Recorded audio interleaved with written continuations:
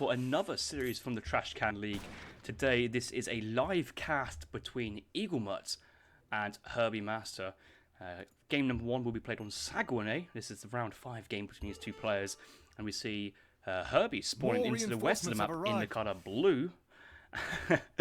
With Eaglemut spawning into the east of the map in the colour red, playing India. So India versus France, our opening matchup. Neutral Bear dropping by with 114 viewers just to watch Eaglemut absolutely destroy Herbie Master. I'm sure should be a fun series. I'll play all 3 series, so it's always going to be it should be a good amount of content for the next hour, maybe hour and a quarter and a half. Right, age 1, what have we seen so far? Herbie Master open up with a trading post to the far left of the map, looking to go for looks to be a 12-10 age up here. He does have the house down, so he will be chopping, he will be getting the rest of his villagers. I just saw 12 population there and got a bit excited, but no, I think Herbie's going to go for a 14 standard. Herbie's looking at 75 wood treasure here, which is going to be quite nice, but Eaglemut here snooping around, taking a page out of Snooper's book. Maybe going to be the eagle himself and swoop in from above to steal his own treasure. But Herbie's probably done Eaglemut a favour here. It's not like the elephants have a quick snipe, so it will be interesting to see how this treasure contention goes. Crackshot comes. Ooh, he's cancelled it. He's going in. Who wants it? Oh, he's cancelled it. Is this just? Oh, I think Herbie's got it. Well played, Herbie. He just double juked the crack shot. He even caught me off guard. Like, that was pretty surprising to see. All fun games though. But Herbie, an extra 75 wood. I don't know what he's going to spend the wood on, to be honest, because he's going to go for the 14 vil. He's got the house. He's got the trading post. I guess a market in transition. But he's had a bit of awkward hunts ran out at the wrong time, and all his villagers moving around. But he should actually get an idless age up here. So all that being said, not too bad. Meanwhile, we do see Eaglemut aging up in base with the Charminar gates to age 2. I think this develops 2 sours. I was about to say a couple of Zams, but I've seen Max age up to the 2nd age with the Taj Mahal. I've seen obviously Agraforts being used. I've seen Carnies used, but this is a first for me seeing Charminar, apart from a couple of games I've played versus Castador a long time ago. The Crackshot coming in again, another steal. I think Herbie's got this one again on ball. Oh my god, Herbie's just really on point today, showing why he's one of the top runners in the EPL. And Eaglemut, this strategy here is going to be a bit interesting. I'd hate to think he'd hope this with the Carney Martyr and has accidentally clicked the wrong wonder, put it down thinking, oh, it's a similar size, this is probably going to be okay. So I'll have to see if there's anything special from Eaglemut's point of view. The Charminar Gate would usually lend to age 2 play because of the Mantabdar units. Maybe going full on sour Zam combination. You also need to chop to get your own stable coming down. Herbie's just seen this and thinking, what on earth is going on here? And let's have a look at his deck. So yes, 700 wood here, first card from Eaglemut makes absolute sense. You need the wood for a production facility. You still need to chop villagers, get houses down. Can't even afford a market just yet. And yeah, this build is a bit interesting compared to standard play, but 110 coin here, that's a nice pickup. Explorer goes down, Herbie's staying on just a 1 trading post. And back in base, second house, market, barracks coming down defensively. I like this call here from Herbie. I don't like the 700 food here, second card already queued up. I don't really know what he wants to do with that. He's got his deck's called Sea Defense, but I don't think you need 700 food. I want to say that's going to be a mistake, but it's one of those in a tournament game you might not realise like that's being sent. Yeah, there has to be a misclick. I'm absolutely with you there, Snooper.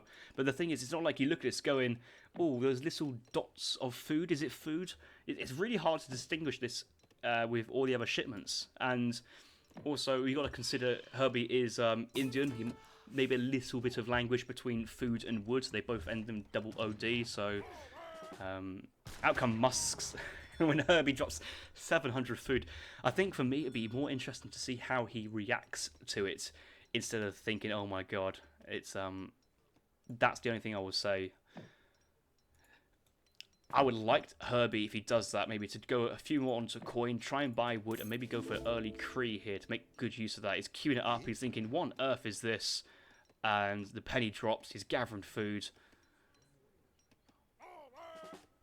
Or maybe this is intentional. Could this be intentional? You never know. It might. He's just spamming out musketeers. He's got enough wood here. He's still chopping wood. You don't normally chop wood. You don't normally continue chopping wood if you're sending 700 wood, if you know what I mean. So maybe this is actually intentional strategies here from Herbie Master, and get to see some new interesting takes on the French play. Now sending 700 wood behind. So surprisingly, this is from Herbie. This looks like it is somewhat intentional, which I suppose it makes sense in the. Oh no! Why would you? It's a Mansabdar Rajput. Why have we got a Mansabdar Rajput on the field? 300 HP, 5.5 speed, 19 hand attack. It's the same hand attack but twice the HP. Well, not necessarily twice the HP. Obviously the extra Rajput. Well, it is twice, but the extra Rajputs get buffed here. Why the Raj? I don't get this. He's hoping for a massive like counter, but still 19 attack in hand. It's just, I feel like the Musketeers basically do the same thing. Herbie will need, not Herbie, Eagle will need some sort of defensive Minutemen here. He's training a batch of sepoys from the barracks, but what you want to do is sell a batch of food. He hasn't got a market to help this out as well, which makes it a bit awkward. He's got Brick Consulate down. He's actually sending in the Musketeers. He's gone for 300 export as well. This is a strange game for game number 1 for both players, but actually I think there's potential here for Eaglemut to get a good engagement, but hopefully Eaglemut pulls the villagers, but he wants to try and go for a timing attack, or like a surprise like pop altogether. Missing out a full batch of sepoys there from being housed is not ideal, but that gives the confidence for Herbie to push in, and then Eagle's going to turn around and slam. Let's ride with Herbie's point of view actually, because I'm curious to see what he's seen, not seen. Oh, he definitely does see it, and that is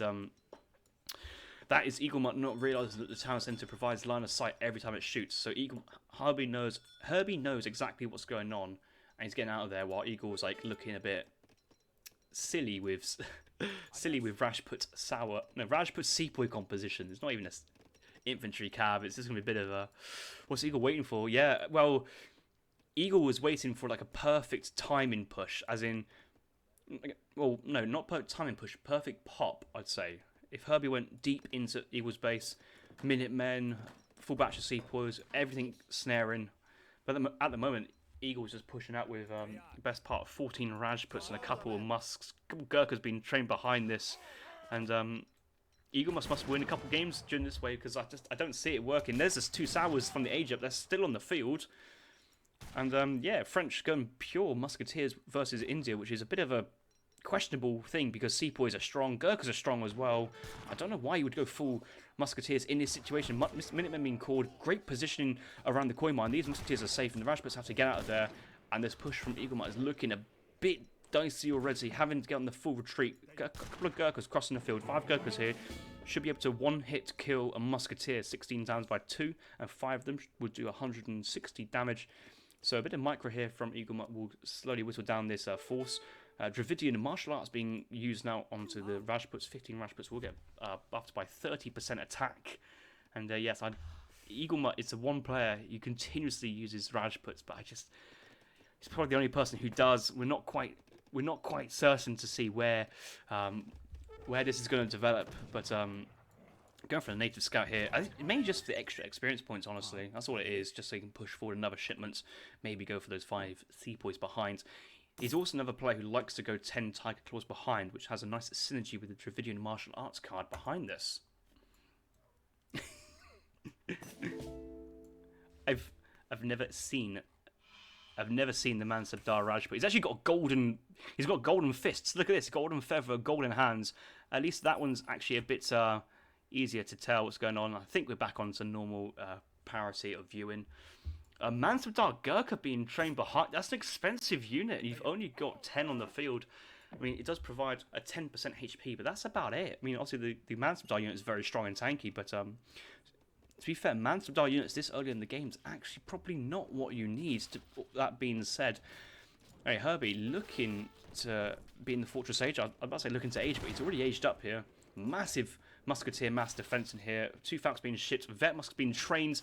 Herbie Eagle trying to siege down the house, but putting so much pressure on a 100 wood house, and always Musks getting in range of the Gurkhas. Grouping the Sepoys and the Redcoats with the Gurkhas together is not an ideal situation. You want to make good use of the Gurkhas' range. This is actually quite interesting. The new kind of formation changes from the update is actually to kite away. The Musketeers stay the front line, so technically it's only the Gurkhas get into a range of the thing. Falconets do double damage versus Rajputs. Remember, these are heavy infantry and hand infantry. They're not light infantry like the Coyote Runners. So Falconets will do multipliers and good damage, but Rajputs do have a good chance to dodge the shots as well, only getting damage for area effect instead of the full-on blast from the cannon. Minutemen being called low HP. I think they were called earlier on, and the game is still progressing. So Eagle, from his point of view, what can he do to get back into this game? He feels like he's slightly on the back foot, doesn't mark it, he's getting good techs in, hasn't got civil servants. Oh, this is your first technology as every game as the Indians, it's civil servants, it's not your hunting, it's so important, it's such an impactful upgrade, boosting absolutely everything. He's got an even split of resources, so that's like the perfect upgrade to go for. A couple of Gurkhas going forward onto Falcon, that's not what you probably want in a situation. And just losing 4 units there, and that's the well, the Mansabdar still standing up, which is just about pretty decent. And yeah, maybe Eaglemut was hoping for a cavalry opening here from the French player, but I don't suppose opening cavalry is what you really want to do as France in this matchup.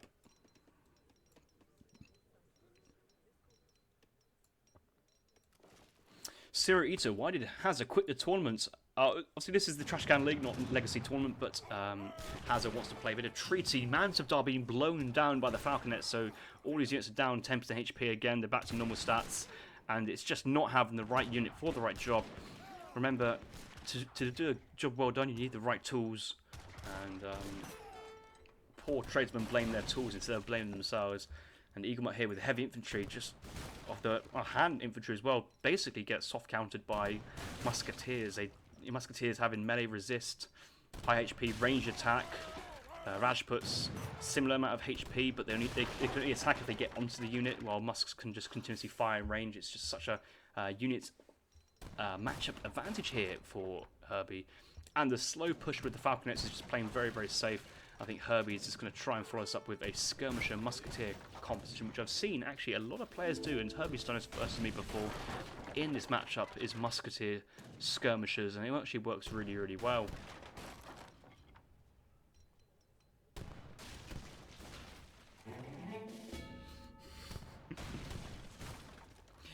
If this game had no 2 Falconet shipmen, I'd be playing Dutch every single game. Oh wait, I do already. Yeah, I think the 2 Falconets is a very impactful shipment. I think that's why quite a lot of strategies revolve around Fast Fortress or the semi-FF in that situation. But yeah, Herbie's using the Falconets very, very well and pushing Eaglemut back. I'm not really too sure how Eagle can develop his position, because he needs to basically contest the skirmisher mass with Gurkhas away from being stomped on by the Falconets. And here we do see a 8 Cuirassier time in play here from Herbie. Okay, here comes the Tiger Claws. This is a mercenary shipment coming in from Eaglemut, basically. Okay, it's technically a native warrior, but it plays as a mercenary card. So Eaglemut has basically reached his maximum potential for the shortest amount of time.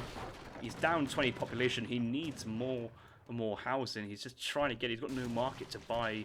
He's got so many resources stacked up as well. He's going to try and go for the 4 sour push as well, but it's going to be a bit iffy. Especially with this many villagers on coin behind. Is he actually going to try and age behind us? I don't think he can. He hasn't got the time for this. Tigerclaws going forwards. They do see the skirmishers out of position. He's going to try and go for it. The Sour's pushing forward now. Definitely call Minutemen here is going to help you as well. Big batch of Sour, 6 moving forward. But here comes the Cuirassier switch. But the Rajputs, perfect unit to do it with the Cuirassiers. Rajputs will go to the left-hand side. They're going to try and block off the heavy cavalry. Tigerclaw's going to sit on top of the skirmishers. Rajputs is going to be a bit annoying on top of the musketeer line. Keeping all his units interested. The elephants are going to try and run through the middle. I don't think they can break through. And the Cuirassiers just about stand strong with their area of effect damage on the grouped up Rajputs, able to survive their swords with low HP, but able to rip through. And I think Eaglemut's army has been wiped from the board, and the resign has happened very swiftly afterwards. An interesting strategy from both players. Both players going for non-standard openings. Obviously, Eagle with the Charmlar Gates the second age to start off with, and then opening with a Mansabdar Rajput. and Herbie with the 4 CDB into 700 food while still chopping and mining. Was it a misclick from him? Maybe he can let us know later if it was intentional, but yeah, not even needing the 700 coin in that game. Bit of a weird game that was. I liked seeing how Herbie was able to react to the situation of the early Rajputs, and I think what happened there was Eagle was unaware that from Herbie's point of view, the town centre gives line of sight every time it fires, and that includes a single tile around the town centre. And Herbie saw massive Rajputs running this way, so Herbie just pulled out down to the south, and there was no kind of like surprise catch mechanic there, which is unfortunate. It's nice. It's a nice plan, but sometimes you can't rely on defensive strategies always working and baiting your opponent in. Well, the Dead Explorer only provides that much line of sight as well. Yeah, so that does provide line of sight. Yeah, that could be another way that Herbie got line of sight, but also definitely the town centre every time it fires does provide line of sight.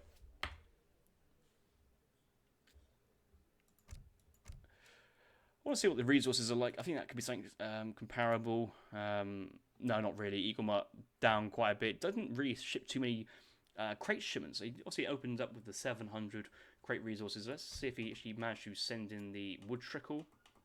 Never sent it in for a login, which feels strange. I usually send foreign login basically first card every game, apart from the very occasional games where I go for the 700 wood first. So no behind in that situation as well.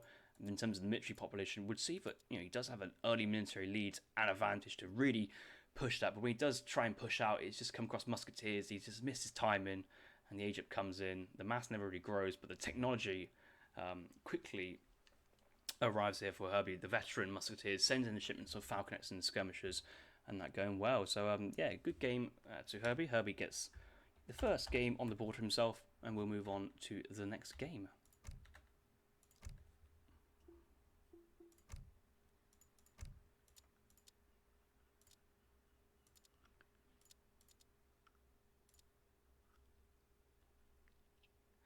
Right, these guys should be able to get on to the next game very, very quickly.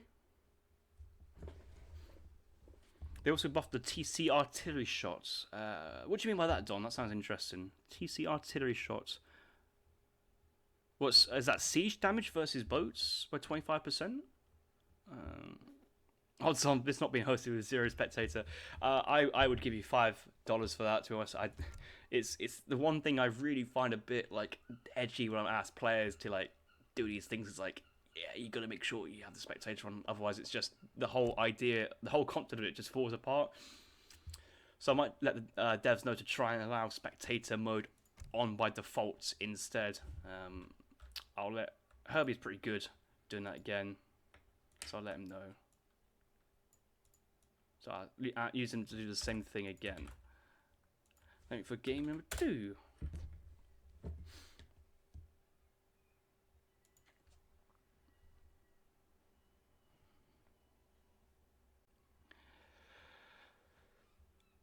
So what do you mean by the TC artillery damage? Is that when you say artillery damage? Is it the ranged TC shots versus artillery, or is it the bombard attack versus boats?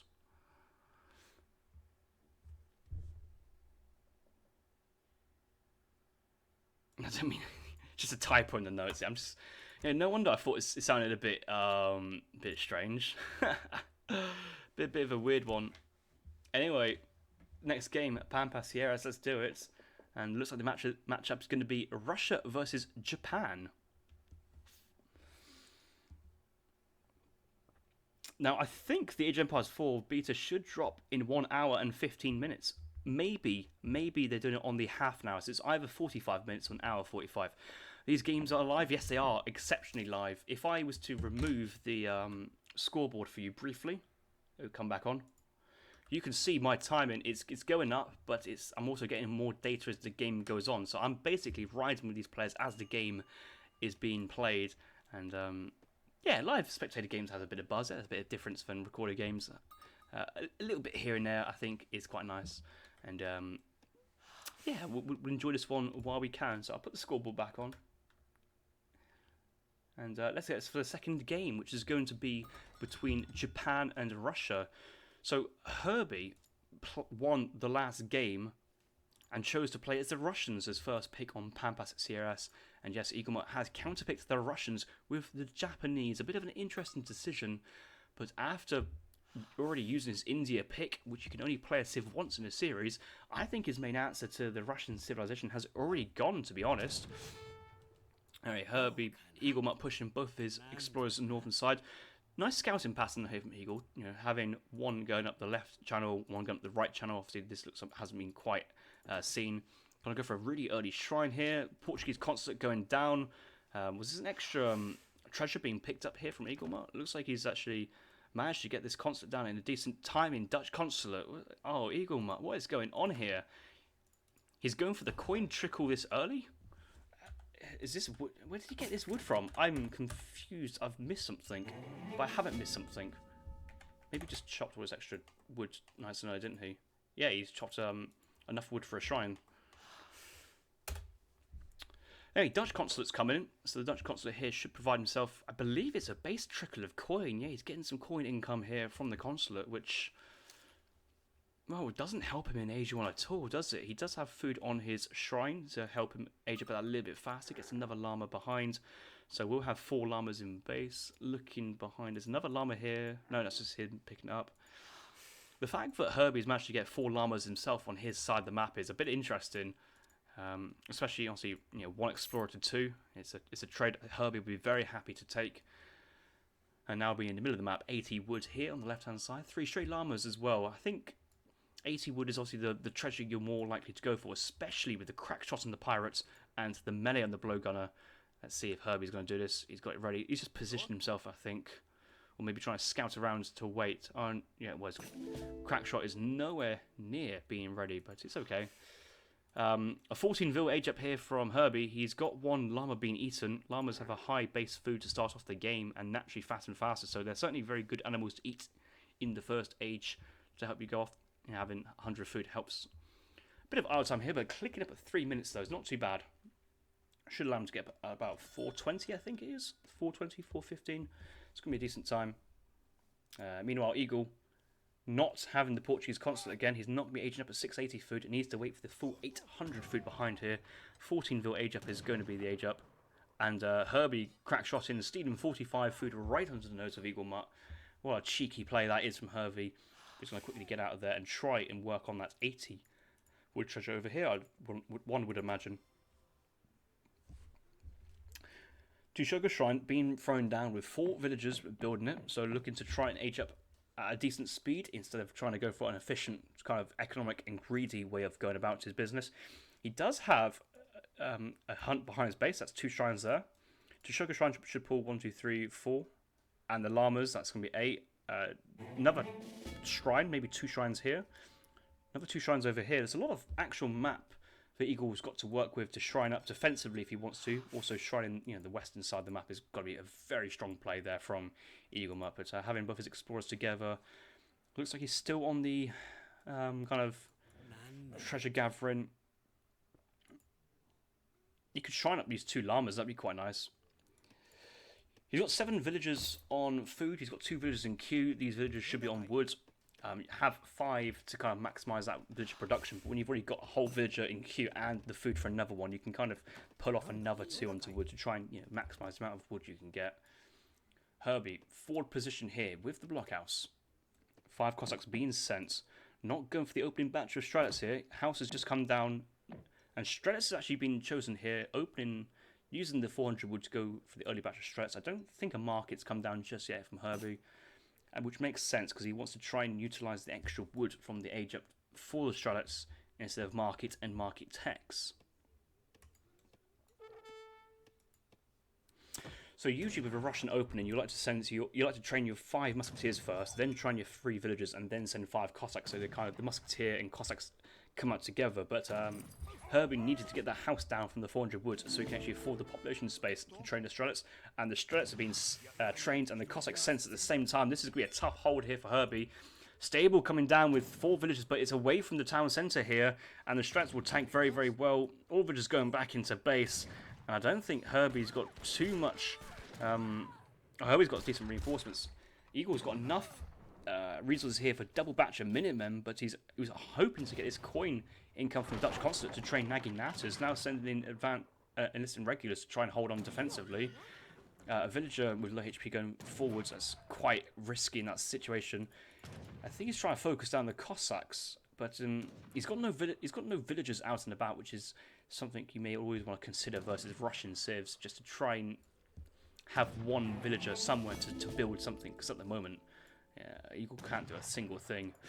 Right, time to get 8 vills out your town centre, let the other 10 work away, but at least gather something behind this. And let's see how Herbie's going to follow this up.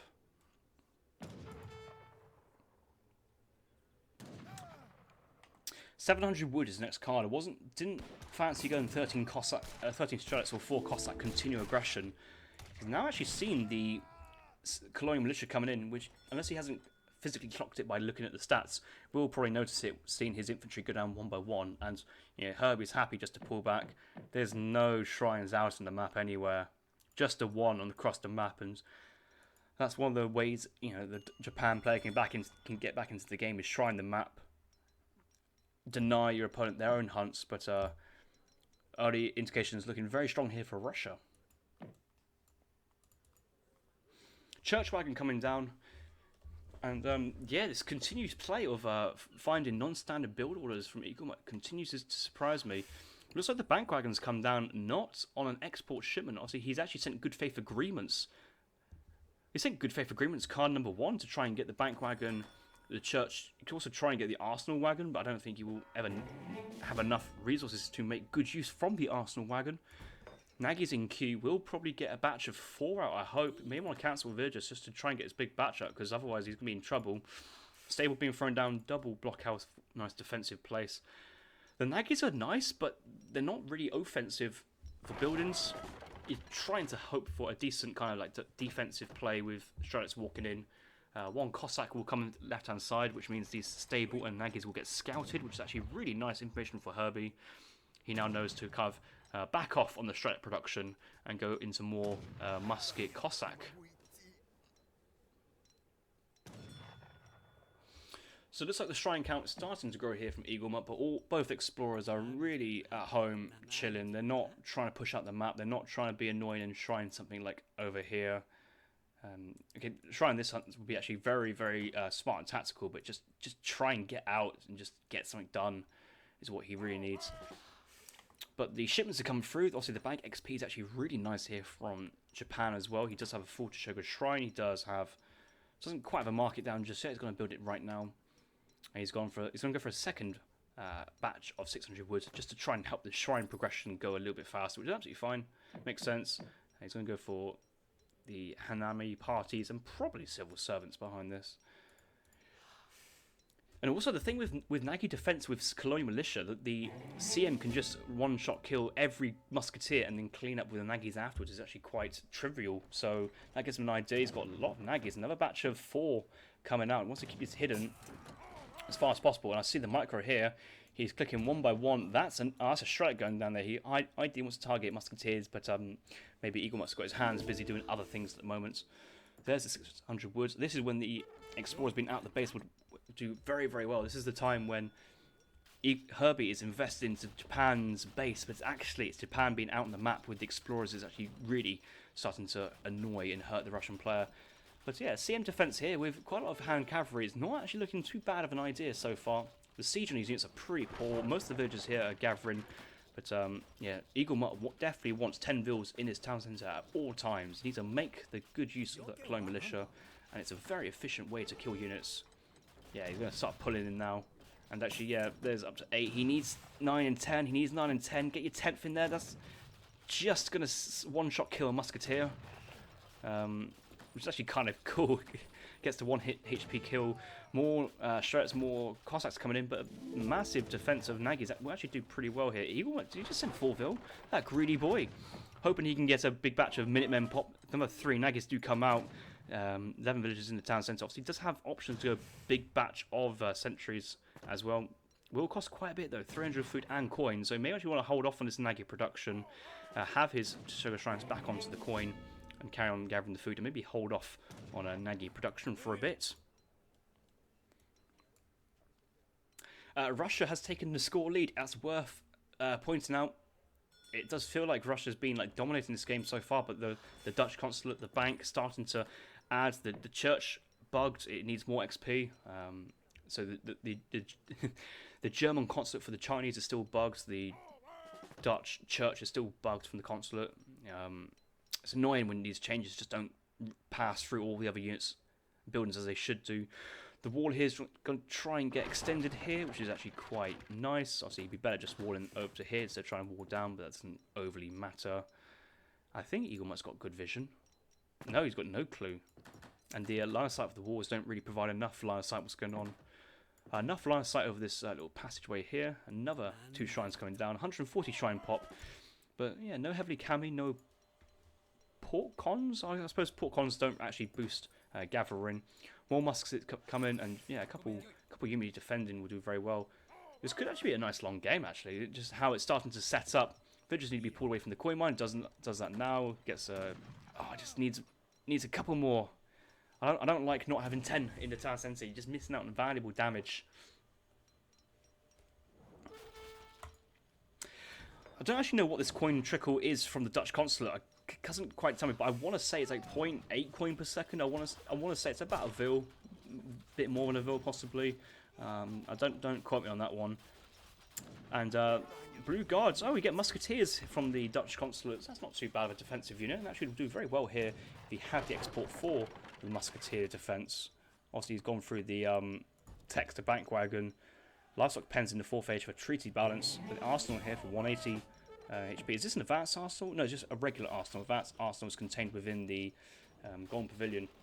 Eaglemut's looking to push out here, but pushing out would be very, very risky. I do not think pushing out with Yumi Nagy is the composition he really wants to go for. I mean, I have the ability to turn the line of sight off, and it's just going to be musks, strelets, blockhouses. I don't think you need to do this, Eagle. You have the shrines. You have a decent eco behind this. 36 villagers. Herbie does have 38, but remember, Herbie with the wood trickle, Eaglemut with all the shrines going, another 4 villas being sent, and actually the Yumis are starting to mow down these musketeers. Musks moving forward, and actually be a great engagement here. Musks on the tree, hopefully a bit of micro there, but it's a nice split fire there from Eagle, and that's another batch of musks going down. That's actually gone quite well, but Eaglemut just need to move back, and I'd like to see a gate just to kind of make this retreat a little bit more easier for Eagle. I have actually noticed Eagle does make a lot of nice walls in this series, especially that last series versus Alligator. That it was like a 40-minute game in the end on Himalayas, maybe a bit less than 40 minutes, probably about 30, 33. It was a really good game. Hey, Herbie looking to push in at the moment. Yumi needs to back off. This is Yumi Nagy. Yeah, Nagy actually is a better competition than Nagy Yumi for this moment in time. That once the Cossacks engage, anything they touch is a pretty good engagement, good touch. The actual shrine, a bit of a pathing issue here. We do have villagers into the town centre, not a massive amount though, but you can tell Eaglemut's going behind the town centre. He wants to get a big batch of Minutemen pop, and he does have the resources for both, all 4 sets. To be honest, if he wants to sell a little bit of food, I don't think he can get it. The massive snail, but actually now with all the Nagy's being queued, he's actually going to go for big sets. There's the small tier. He's going to go for a big tier batch. I don't think he is. I'd like to see one big tier batch, but the waypoint there from the town centre has actually not helped himself getting the units out in the field. Nagy's trying to engage these Cossacks, but that's not the greatest idea. Cossacks have in their Boyars upgrade on their units. Yeah, definitely Boyars. And Nagy's better versus infantry, but yeah, decent amount of rate of fire behind. More Cossacks. Musks being trained here from Herbie. Eaglemut, large batches of Yumi Nagy being available. We do have a batch of constant musketeers available if we chosen as well. More Minutemen potential as well. Does have the market to sell resources at the same time to get large batches of units. It's all on Eagle to get the pop. Big pop coming out from the town centre. This is big pop of pikes. Nagy's about to come out as well. That's going to be pretty decent. Villagers tanking. They don't have their great coats, but I can forgive Eaglemut. He sent another 8 villagers to try and help. Big batch of rifles coming out as well. We do have 10 villagers in the town centre doing lots of damage. Yumi archers here, they're just standing and delivering. They're not under any pressure. They're doing lots of range damage here. Score advantage decisively in Eagle's favour at the moment. Herbie committing really hard for this. He's burnt through all sets of Minutemen from the town centre.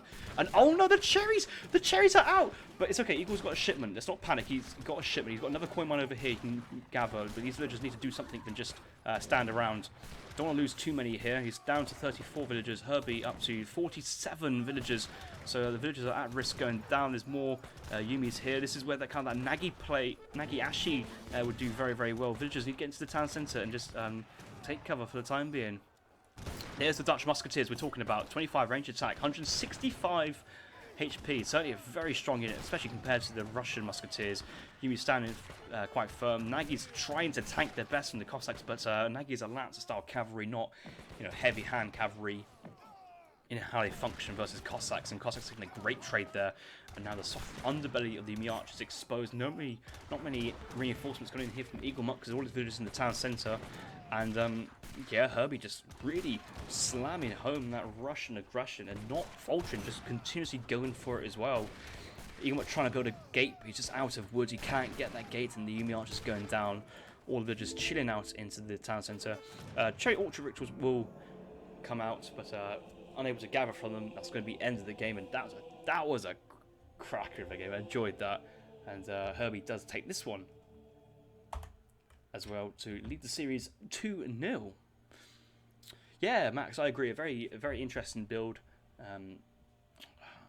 I guess Dutch Consulate can work, but the thing is with the Dutch Consulate, I don't know if you need to go Dutch Consulate that early. I think there may be an option to go maybe 2 or 3 shrines or 2 shrine markets if you've got some coin treasures to work with as well, and then add the consulate in a later point. Obviously, he did send good faith agreements as well, so it can go and jump straight into the bank wagon as soon as the Egypt comes in, basically. Yeah, it's a nice idea. The defense here from Eaglemut very well. If I was to recommend something, I'd say Ashi Nagi would be a better competition here than Yumi Nagi, for the sake of Cossacks. They have a tough time, pushing like a must-cast composition in that sense, and only a couple Nagis are needed to keep the entire ranks of the Shreds behind there. And is Ashi Nagi better than Yumi Nagi? It was quite hard to say. Other things to note as well, because we weren't on the Japan consulates, so I think also from Egon's point of view, once you've finished on the Dutch consulate, go back to Japan consulate. You want that extra damage on your Nagis, on your Yumis, on your Ashis, and then with your export you can train Clubmen, you can train Shinobi no Monos, which are really decent, strong, short-range archer-style units. So maybe changing to, in a similar sense of how China in H2, they go to the German consulate, but when it gets to Fortress Age, they transition to the British consulate. But yeah, no. Good game. Don't you love watching games at this level? Always interesting builds, always new ideas, and just new stuff. It's just quite often when I cast high-level games that say between Kaiser and H, it's like, both players are opening up with a semi-FF, 5 Hussar, a gentleman's agreement. They win that macro fight by 1 Hussar. The game is over because he's got 1 extra Hussar. GG. We move on to the next game. Sometimes it feels like we're playing chess at the highest level. It's a bit dull. But no, this is a really, really good. I'm surprised those Minutemen didn't do enough. I was hoping that Eaglemut could have caught a bigger batch of Minutemen, maybe had cavalry coming from the backsides to flank and trap. I think the trapping element there from Eaglemut wasn't quite on it. When he called that first batch of Minutemen, he only called the first tiers. I think if you're going to commit, call small batch rifle, big batch rifle, and small batch sentries. Just to hold, and then I think that would have had a bigger impact in the game at that moment in time, especially after you lost most of your army beforehand anyway. Villager population towards the end, obviously there was one point Eaglemut had the same amount of villagers, and then obviously the shrines helping as well, so the economy might have been actually in Eaglemut's favour. Yeah, it greatly increasing as well. Just Herbie just finding a great time in. Eaglemut being a little bit brash and pushing out. And that might have been a case of if the wall had been fully walled in, and maybe a tactical layer of wall between. Oh yeah, you don't really want to wall out the gold mine, do you? But if there's a tactical layer of wall in the base somewhere to help out, I think Eaglemut could have held on for a little bit longer, and that would have been a really interesting play. But yeah, no, good game, and we'll move on to the next one.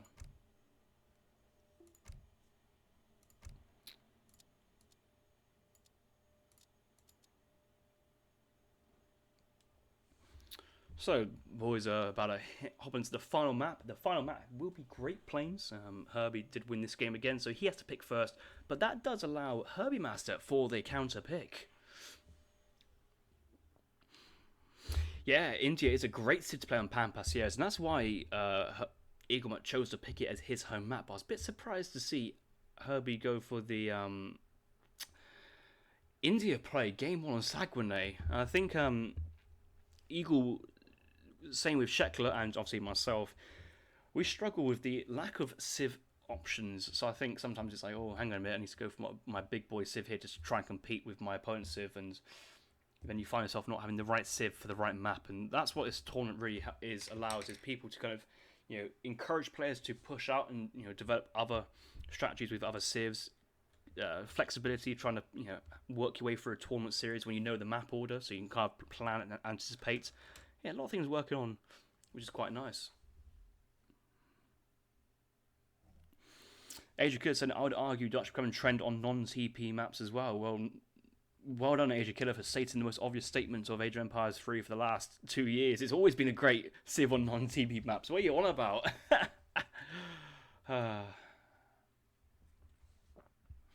The Dutch consulate makes a lot of sense for seeing idle time. Yeah, we've got the bank, we've got the coin trickle there helping out as well. Yeah, it's nice. It's nice. I think, but when the actual I'm trying to think of the actual word for it. Like when the actual matter, the crucial part of the game happens, though, you really want that Japan consulate buffing all your units. The Nagis, the Yumis, and the Minutemen. I think they get buffed as well. So certainly well. Starting next one. Push the wood. Watched a Great Dutch Mirror yesterday. I wouldn't know who played in a Great Dutch Mirror yesterday on the Gold Coast. I don't think it was me. I don't think it was Callan either. I'll have to confirm with that one.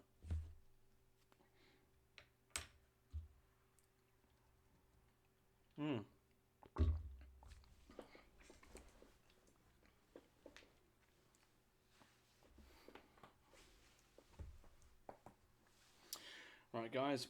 Welcome to the final game of this Play All series between Eaglemut and Herbie. Eaglemut spawning to the south of the map in the colour blue, playing as the Dutch civilization. A great pick on this map, in my opinion. There we go. That's 50 coin there and then. He's already scouted 80 food behind his base. 30 food nearby, but there's 75 coin coyotes. There's 40 coin down here. There's coin over here, 50 coin. There's coin over here, 40 coin. Is there coin up here? There's coin over here, 50 coin. So if I was Eaglemut, I wouldn't be mining coin with 4 villagers, and all this could be extra food. This could be a 14-ville clean age up, and I think this is playing a civ but not playing it to the map, and just you want to maximize the amount of coin you can find on this map. And yeah,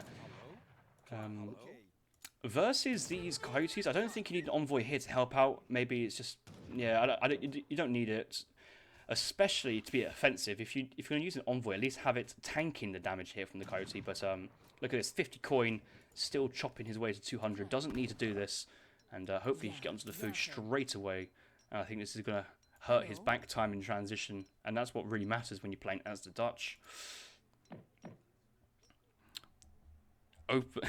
Open Window Maniac saying the final game. Harrison calling it early. Well, this is the final game of a Play All 3 series. Emphasis on the Play All 3 games. This is the 3rd game, so put 3 and 3 together. Well, there you go. Herbie playing in the north of the map in the colour red as the British defensive trading post, 1 manor house, going for potentially a Virginia Company boom build here. 3 settlers, does have VC in his deck as well. Quadruple upgrade 2nd age, which is always good to see. Yeomanry, cavalry combat in age 3. Missing a card for the 3rd age. That could be a tactical Jaeger card in there as well, but having both the 3 rockets, 2 infinite rockets, maybe I'm not too sure having both of those cards. But apart from that, though, that deck looks absolutely fine. Chendo, you're absolutely correct. 3 plus 3 together is 6, but when I say and, I not necessarily specify that it was a plus symbol. But yes, technically correct. But shh, that's not the point I was trying to make there. Having Speedwagon following as well. Ragnar the Speeder, that's very nice. And in previous games, we've had Macho Man, Dutch Raptor, Isa Watami, Quified, Lilitron, Magpie, and obviously Noosh following earlier.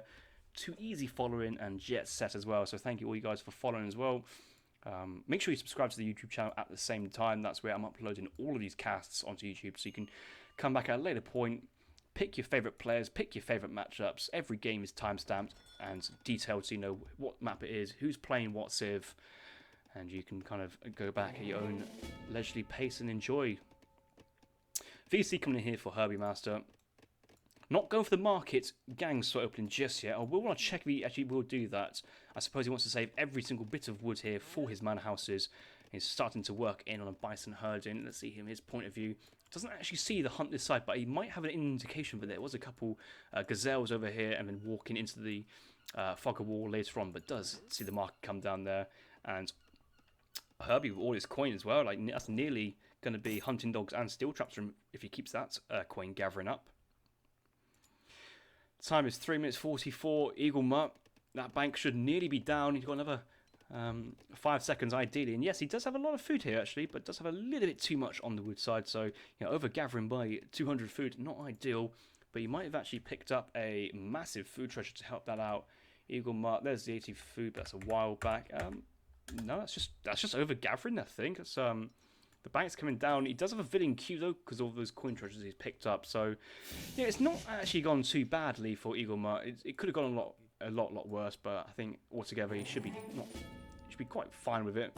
The lack of scouting around his town centre is going to hurt his position. He doesn't know there's a double batch of bison in front of him, and there's a safe back hunter pronghorn behind. But he needs to herd in quickly. This is getting dangerous super quickly. It's actually been fully idled from food, and Eaglemut has enough food to build a second bank, so I think he's just going to be fine. But having all this coin mining here, he might actually want to build a market just to then buy another batch of wood, so he just makes good use of the mining, because at the moment he's just got so much. Oh, he just needs to try and herd, and it's when players spend most of their time focusing on treasures and just forgetting to take their eye. And they take their eye off the prize in base. This is going to be brutal, and there's only 2 hunt food left, and yet all the food in Herbie base, Eagle's base has gone, and Eaglemut has. Oof, it's just brutal. Villager treasure is very, very nice, but meanwhile look at Herbie's base. 1 hunt coming in, 2nd hunt coming in, 3rd hunt coming in over here. Not too sure who's actually seen it. No, it's gone off to this top side, so that hunt is actually really, really, really. Hidden. Needs to keep pushing this way. Pikeman coming out really early here from Herbie. I don't know why the Pikeman's coming out here. Is he trying to fight? Is he expecting Hussar opening here from the Dutch player? To be fair, that is a standard way to open up in this matchup, as the Dutch open up Hussars. But I also think just 4 bank market hunting dogs. There's another house coming down here from Eagle. What is all this housing population for? Why do you need 40 population for housing? You're not training a single unit behind this. Bank, market, and yes, you've now got no wood for your production building behind this. Bank being shipped in at 6 minutes, which is a little bit delayed because of the slower secondary bank, so you missed out on that XP bounty. And Herbie's build here looking very crisp in comparison, as he would be as a British main. Eaglemut here looking to be trying to catch up with the Dutch build order, which is quite a tough build order to follow. Hey, Pikeman engaged these villagers out away from the town centre. Can't really get into the town centre for town centre fire. Tomahawk's trying his best to hold on. These coin miners and wood gatherers could go into the town centre there. Even Batcher Minutemen actually will be useful. It's better to have that than lose a villager this early in the game. Villager does survive though. That's not too bad.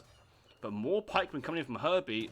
If this was a barracks on that 200 wood, instead of the extra house for some random reason, skirms could be on the field now already, pushing back these early pikemen. We're into a full-on Ville punch-up here. One villager here, possibly going down. Actually, imagine to survive, and has Eaglemut just, like, big brains Herbie, just going, oh, you're not trying to raid my villagers? Oh, I'm just going to punch you back. I'm not really too sure he's lost a village there, to be honest. I don't think he has. Maybe 1 tops, but, 23 population, not too bad for a Dutch player. Looking at her Eaglemut's deck, he's only got 8 skirms and 7 Reuters versus a Brit player. I think you definitely want 7 skirms in there as well. It does have the fort, does have refrigeration for the game going long, so some interesting stuff. Pikemen here doing minimal damage versus the Bandit Riders. These are not cavalry units, these are land, military, and guardians, so they're not cavalry anymore, which is, I think, absolutely stupid. I don't know why it's changed. Contacted a local member of parliament to get this one debated and resolved in the Houses of Parliament, but these should be getting swarmed by the pikes, but they're not. Hey, this rare occasion is actually helping Herbie, and another batch of pikes. I don't know if Herbie's trying to meme this or not, but like, if you've the early 10 pikes make somewhat sense, but these definitely should be longbows. There's no reason for it to not, and Skirm's going to just one by one poke us down. What is Herbie up to this game? I have no idea what this series has been about. It's been a bit of a I mean, honestly, it's been a bit of a mess from both players this entire series, but it's been funny to watch nevertheless. Another batch of skirmishes coming out. Let's look at Eaglemut's card order. Yeah, 700 wood, bank wagon, 600 wood. Starting to play, about to age up with a good build order in the end. Getting there. Does have steel traps as well to help his food eco. Now he's got all his bisons and actually secured it with a wall. It's got a nice timing. Meanwhile, Herbie with his redundant 9 pikes being pushed back. Does have full mana population and villagers though, so the villager eco here from Herbie is looking to be very strong. Will take some time to age up though, so maybe on Eaglemut to try and put the pressure on in the early fortress age before the British player and his economy takes off.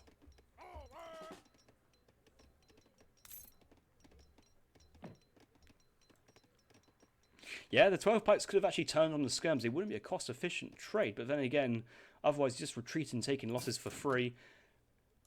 I think longbows is definitely, you honestly want master longbows to do the skirmishes, and the pikemen help there versus any cavalry units, and actually can do mighty damage versus Reuters. Incredible damage. Obviously, Reuters low HP, range resist instead of melee, so how's that working for them? But Eaglemut hitting that next age. Sending 8 skirms first. He's got enough wood behind here to go housing. He's going to go stable. He's just going to go full houses on this wood. Might be tempted to save that for Vet Hussar, that wood there, but chance are by the time all the shipments roll through and the actual resources, he'll be pretty much making full houses. Does see this hunt behind. Another house coming down, another wall coming down. In theory, that's actually a really nice wall, but you've got to remember, longbows have 20 range, or 22 range, 24? 22. Lot of range. They can stand here, and this mine is under threat. If they stand here, this mine is under threat, so it's a nice wall, but it doesn't really serve too much of a purpose in this matchup.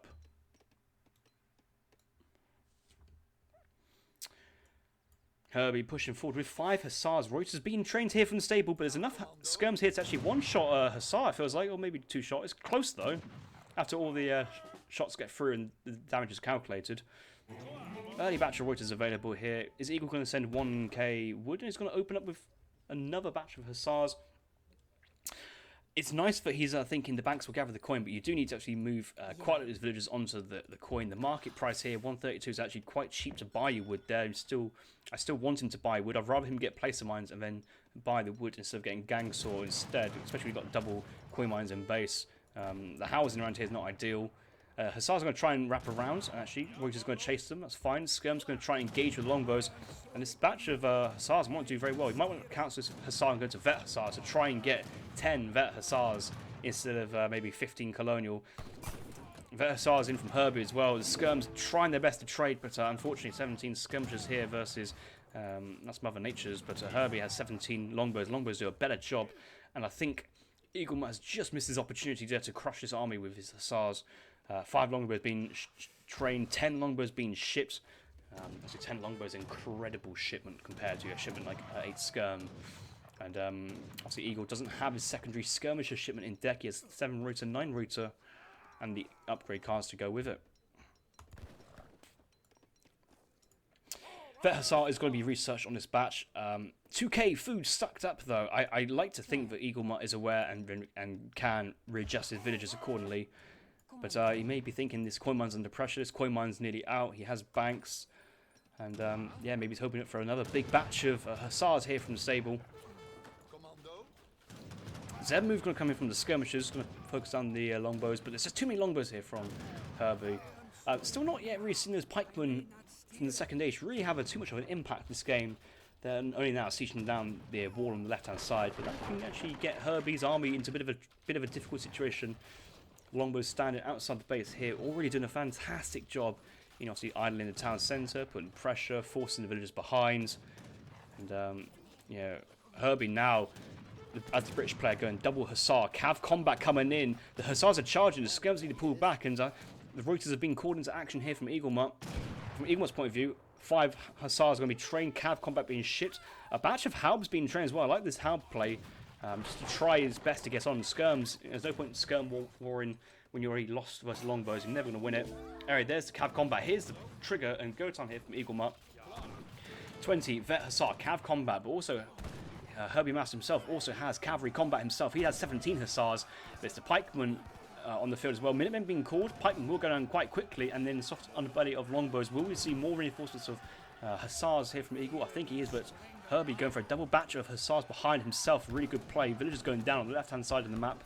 Reuters trying their best to push away. Maybe one halberd is still alive, but the Hussars pushing away. Actually, Herbie's army is getting cleaned up by Hussars from Eaglemut. From both players having the same amount of Hussars to start off. I did not predict this outcome. What? Oh my god, has Eagle just done this? I think it'd be tough to come still, though, because he's down in eco, and I think Herbie has a great remass potential, but that is a beautiful engagement, and somebody clipped that. That was beautiful. And Herbie's score just dropped, but he has just got himself another 1,000 points there and then out the blue, it seems. 9 Reuters being shipped here from Eagles, trained Hussars. He's still floating 2.5k food. Someone can just pull him off all the food actually onto like a coin mine and wood. That would be appreciated. And yeah, like if that was a second stable in a market, I think he's got enough ways to get back. He's actually going to go for a lovely raid on his villagers on each side. Doesn't have enough dragoons to help him out though, and there's a couple of dragoons here coming from Herbie. I think he's realised that there's some cavalry out in the field here from Eaglemut, so he's quite happy to go to dragoons now instead of facing pure Skirm Reuters competition. But yeah, there's Reuters here, there's Hussars here. He needs to bring them together to try and defeat this British army pushing out, and he's just got to keep moving. What I'm worried for these Hussars is actually if they stop in an area, they're going to get snared. And yeah, he's going to bring the reinforcements. I don't think so. There's lots of Reuters over here riding with Eaglemut. He does have 19 Huss in total, 13 Reuters waiting in the flanks as well. He's going to push forwards. Still with the 2,000 food in his base here, in his bank here from Eaglemut. At least he's got lots more onto the coin mine, so that is something to say as a kind of a benefit. But when you're playing as a Dutch, 3 production facilities as a minimum in the third age, you have an eco to support it. If we look at Herbie's point of view, he's got 2 racks, he's got an RT foundry, he's got a stable, he's got a second stable, so he's on 5 production facilities, Herbie is, where Eagle's just on the 2.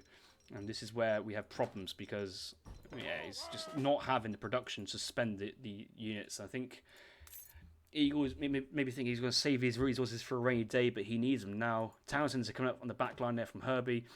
He's going to try and go for a massive raid. He will force a lot of vills being idle, but look at the cavalry being chased from behind. Veteran Dragoons also being benefit from the cav combats. And if the Reuters not following this is going to be a GG catch, it has to be said. The Skirms are not following as well. There's just Halb Skirm just chilling in the back line and just not protecting this top line. Reuters is going to engage with the Dragoons. And there's just so much stuff here from Herbie closing on Eaglemut. Eaglemut still having... Oh, is he going to try to age up to industrial age? I don't think that's the right call for this situation, especially about losing army. He's going to try and get out there, but snare him from Herbie from behind. These Hussars are trapped. Longbows engaging onto the Reuters. Hussars just going straight into a batch of Dragoons, just trying to charge and help out, but they haven't linked up the right place behind. Herbie pulling ahead, 5,000 points ahead. Ola Amiga saying typical trash can league, and I can assure you this is... This is probably a special case of top versus bottom, but it's been funny nevertheless. Industrial Age coming in with the Tycoon 1,000 coin, but I think Eaglemut's just lost 2,000 coin worth of units there, which is pretty much the actual results. And I think Herbie himself is looking pretty fine with his resources. A Reuter raid as well, not going to do great versus Great Coat Vills, defensive longbows, and it's tough here for Eagle. Just gone for his in-base coin mines now. Going for another wall, looking to try and get those factories out in that 4th age. Maybe a church could help get the economy going in. Villagers pushing forward to try and secure Hunt, but does Herbie know this is coming? Not Herbie, Eagle. He must know that it's coming. He's hoping that it's not coming. I think he's doing like the classic, oh, please, please, please don't come this way. Oh, he's coming in. Reuters nearby to push back, though, but 2 vills going down just for 1 Hussar, and then all the longbows standing still, poking down Reuters. Where there's himself. There's a wall here, he needs to gate it if he wants to get quick access onto the field. Halberd is pushing forward, though. These high HP units, as soon as they connect to the longbows, they just cut down anything they touch, but pushing forward and pulling back is not ideal, and the villagers left hang out to dry. Dragoons moving in to intercept the Hussars. The age up from Eaglemut's about to happen, but there's no units here to really upgrade, and the 2 heavy cannons, well, anyone needs the heavy cannons to try and survive, but most of this army is Dragoons, and there's no skirms here from Eaglemut to try and hold on, and those villagers on that front line have already gone down. 22 villagers here from Eaglemut, 4 banks versus 63 here from Herbie Master. 2 town centres, 3rd being built on the northern side, and 50 coins still ready to be picked up.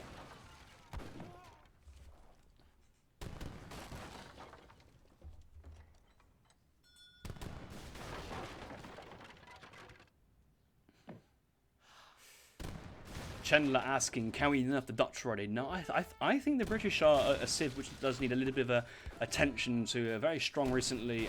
They do very well with their 300 wood crate start. One of the only few civs to start off with 300 wood.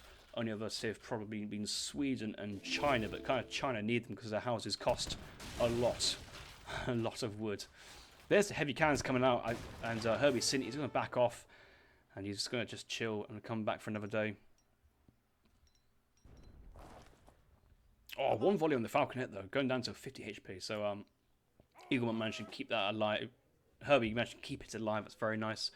But 24 vills, not really much in terms of hunting opportunities. Now he's lost a map. He's got 4 vills somewhere on hunting. Where are they hunting? Oh, over here. There's 1 bison underneath his Reuters. A couple Haubs, 10 Huss, another house coming down. Eagle likes to build these houses in like a nice shape around his town centre. Like, if I was to build a house, I'd literally just be like, right, a house here, house there, house here, house there, anywhere, no random, no order of thinking. But this is actually real nicely, developed. A bit of real estate here. Nicest houses together. 1 villager probably just trapped herself in with the houses and the tree. Swiss Pike's been called in from Eaglemut as well. But Herbie, this is a tournament game. He knows how to play this. He's just snooping around, putting pressure on the resources and thinking, okay, you got slow how it is. I can just move in with Reuters, take a shot, back out and move on. And he's going to find another place to push. Herbie now sending in yeomanry. Researching cavalry, Karas. These guys, they do have their ranged cavalry, Caracol as well. So all these units are thoroughly teched up. I think that longbows do have their infantry breastplate as well. So that's only worth considering as an addition to their forces. Heavy cannons going to get a couple shots on the Dragoons, but Dragoons, they don't really mind too much. We also see an outpost covering the far east gold mine as well from Herbie, so Herbie securing the map very, very well. Slow pushing with the culverins. I think you need... It is 3 culverins for a heavy cannon kill, isn't it? Yeah, that's the number it always is, so it's going to be 160 damage here versus artillery, 160 times by 3, 480, yeah, it's a 3 culverin kill. And the culverins here from Herbie are slowly pushing in. I don't think he's quite seen the heavy cannons yet, but the threat of the culverins is keeping the heavy cannons at bay, which protects the longbows. Or the longbows at the moment, the only thing they can do is siege, they've got no targets to kill. Herbie rallying villagers forwards, and I wonder why he's actually rallying the villagers forward. He could actually herd the bisons away. I think he's going to do that. Whether he's intentionally wanting to herd them away or just actually doing it, it's a nice play nevertheless. Another batch of Dragoons. Herbie's at full population, looking to age up. Oh, there's a nice volley there. Nearly got a massive kill. Culverins, are they actually in range? I think they are. Big Huss batch. Swiss Pikes onto the Dragoons as well, and the heavy cannons are still firing. This is actually a nice engagement here from Eaglemut. Herbie's kind of, again, got this one quite wrong. He's having to really back out this one.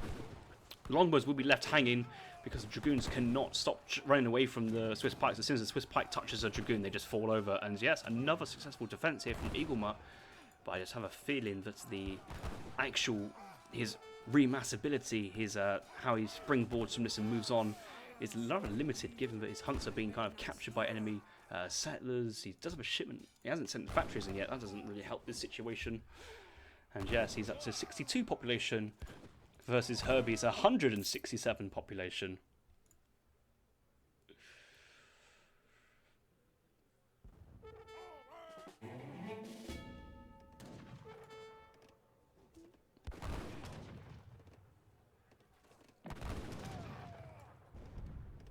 Oh, Chandler calling me out, saying he thinks there's some mods in his chat who shouldn't be mods. Oh, Toxic Chandler, mod fight.